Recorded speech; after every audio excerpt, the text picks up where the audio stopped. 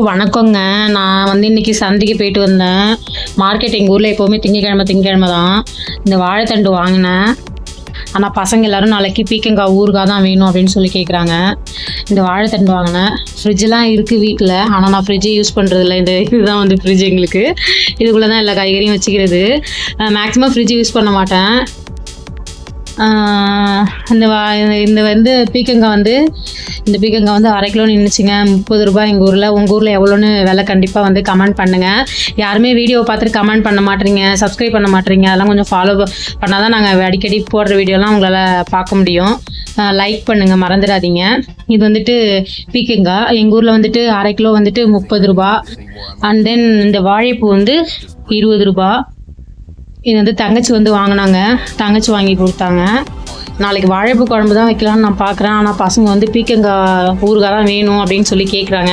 காலையில் என்ன mind settle இருக்க போகிறோம்னு தெரியல. அண்டு இஞ்சி வாங்கினேன்.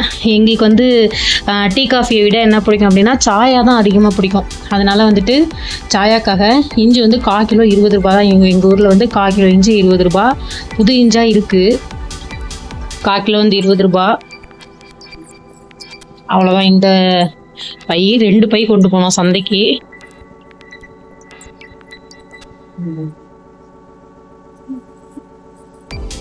அண்ட் இந்த பூண்டு வந்து ரொம்ப குட்டி குட்டியாக இருக்குது, ரொம்ப சின்னதுன்னு சொல்ல முடியாது. இது வந்து பார்த்திங்கன்னா 1.5 கிலோ இந்த பூண்டு 100 ரூபாய் எங்கள் ஊரில்.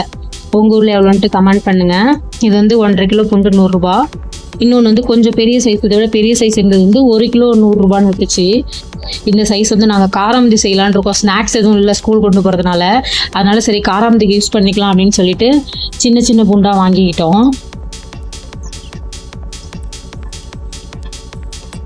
அண்டு வந்து பார்த்திங்கன்னா பூ எப்போதும் இந்த பூ தான் வாங்குவேன். அதாவது மார்க்கெட் சந்தை அன்னைக்கு மட்டும் வந்து கட்டின பூ வாங்குவோம், மற்ற நாள் வந்து உதிரி பூவை தான் வாங்குவேன். இது வந்து 30 ரூபா தான் எங்கள் ஊரில். அதாவது ஒரு முழம் 10 ரூபா, 3 முழம் வந்து 30 ரூபா. பாப்பாவுக்கு பூ பிடிக்கும், அப்புறம் நம்மளும் வேலைக்கு போகிறதுக்கு வச்சுக்கிறது. இது வந்து 30 ரூபா தான் இந்த பூ, 3 முழம். இது சந்தை அன்னைக்கு மட்டும்தான் கிடைக்கும், மற்ற நாள்லாம் வந்து இந்த மாதிரி கிடைக்காது, ரேட்டு சீப்பாக.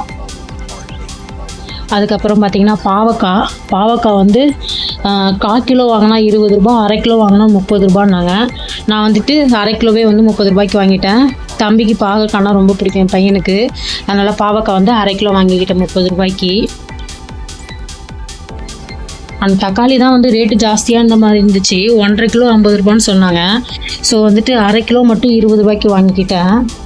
இடையில இல்லை அப்படின்னா வண்டியில் விற்கிறாங்க இல்லையா, அவங்கள்ட்ட வாங்கிக்கலாம் அப்படின்ட்டு. வெங்காயம் போன வாரம் வாங்கினதே என்கிட்ட வந்து நிறைய இருக்குது, அதனால் இந்த வீக்கில் நான் வெங்காயம் மட்டும் வாங்கலை. பாவக்காய் வந்து 20 ரூபா. இந்த ஊரில் இந்த பீட்ரூட் வந்து 20 ரூபா. பீட்ரூட் சாதம் செஞ்சுக்கலாம் அப்படின்ட்டு அரை கிலோ பீட்ரூட் வந்து 20 ருபீஸ்னு வாங்கினேன். ரேட்லாம் சீப்பாக இருக்கா, உங்கள் ஊர்லலாம் அதிகமாக இருக்கா என்னன்ட்டு எனக்கு மறக்காமல் கமெண்ட் பண்ணுங்கள். நாங்கள் நேற்று வந்து இந்த வீட்டில் சின்ன லாரியில் வந்து விற்பாங்க இல்லையா வீட்டுக்கு முன்னாடி காய்கறி வண்டி, அந்த வண்டியில் வந்து 1/4 கிலோ கேரட் வந்து 30 ரூபான்னு வாங்கணும் நேற்றுக்கு. ஆனால் இன்றைக்கி பார்த்தீங்கன்னா அரை கிலோ கேரட் 30 ரூபான்னு மார்க்கெட்டில் வாங்கிட்டு வந்திருக்கோம். ஆனால் கேரட் எப்படி தான் வாங்கினாலும் ஃப்ரிட்ஜில் வச்சாலும் இல்லைனாலும் கொஞ்சம் நாளே கெட்டு போகிற மாதிரி ஃபீல் ஆகுது. அது கேரட் அல்வா, கேரட் சாதம்னா பிள்ளைங்களுக்கு ரொம்ப பிடிக்கும். சரின்ட்டு அரை கிலோ கேரட் வந்து 30 ரூபான்ட்டு வாங்கிட்டு வந்தாச்சு. அது இந்த ட்ரேயில் வச்சுக்கலாம். நான் மேக்ஸிமம் நாளைக்கு முடிச்சிடுவேன். கேரட் வந்து சீக்கிரம் கெட்டு போகிற மாதிரி ஃபீல் ஆகுது, ஸோ நாளைக்கே முடிச்சிடுவேன். கேரட்டை ஃபுல்லாக எடுத்து வச்சுக்கலாம்.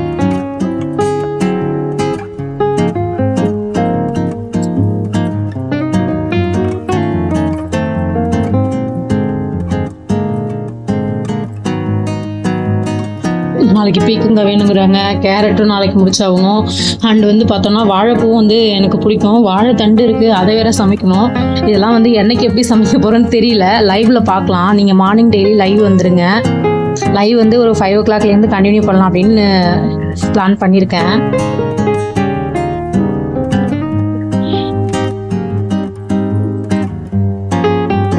தக்காளி வந்து ஒரு நாளைக்கு ஒரு தக்காளி தான் மேக்ஸிமம் யூஸ் பண்ணுறது.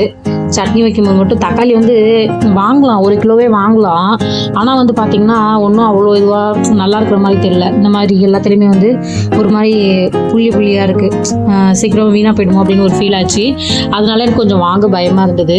அதனால என்ன பண்ணிட்டேன் அப்படின்னா 1/2 கிலோ மட்டும் போதும், இடையில வேணா வாங்கிக்கலாம் ஊர்லேயே அப்படின்ட்டு வாங்கலை.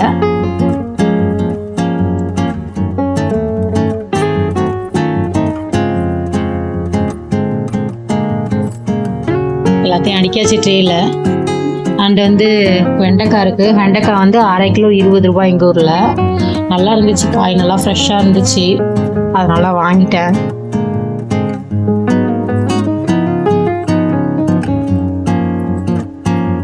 அவ்வளோதான், கூட காலி.